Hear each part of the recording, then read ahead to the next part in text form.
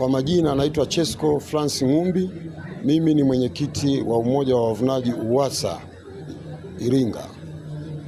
Mimi nimehudhuria huu mkutano leo. Nimeupenda sana huu mkutano kwa sababu moja kuu. Waziri mwenye dhamana husika kwa kweli ametutendea haki sana kuja kutushirikisha sisi wadau katika swala zima la kujadiliana masuala ya maliasili na utalii. Lakini nimpongeze sana waziri kwa sababu kwa hatua hii ambayo anaendelea nayo tunaamini atatufikisha mbali sana, kwa sababu yeye amekuwa ndio kichocheo namba moja katika kufanikisha mambo yote ambayo yanahusiana na masuala ya misitu. Lakini nisimwache kumpongeza Mr. Profesa Dos Santos Bwana Silayo. Yeye kwa sekta yake ya TFS amekuwa msimamizi mzuri.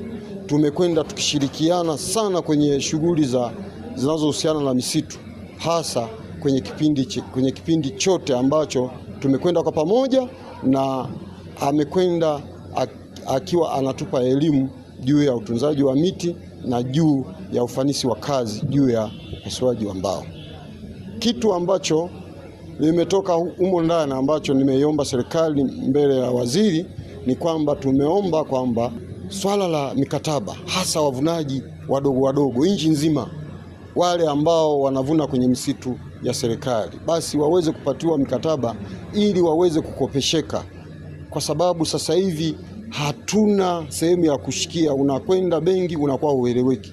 Kwa hiyo tumemwomba na amelipokea na wameahidi kwenda kulifanyia kazi. Kwa hilo sisi tunampongeza sana mama yetu waziri kwa kulipokea hili, kwa sababu ni jambo muhimu sana kwa hawa wadau wadogo, ukizingatia ndio walipa kodi ambao ndio wanakwenda kulipa kodi kwa wingi zaidi.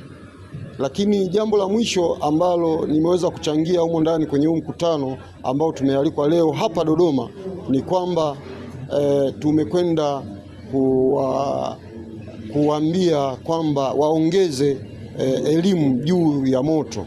Moto limekuwa ni janga kubwa la kitaifa, lakini waongeze juu ya elimu juu ya moto, na wanafanya sana, lakini waongeze mipango kazi ambayo inaweza kwenda kudhibiti moto ili siende kuathiri miti ambayo wananchi wamepanda, hasa ile miti ya watu binafsi na miti yenyewe ya serikali.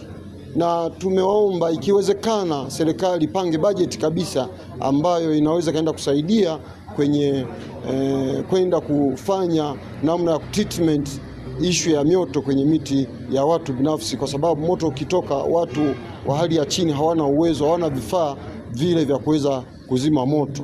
Ni hayo ndio ambayo tumeyachangia kwa siku ya leo. Asante sana.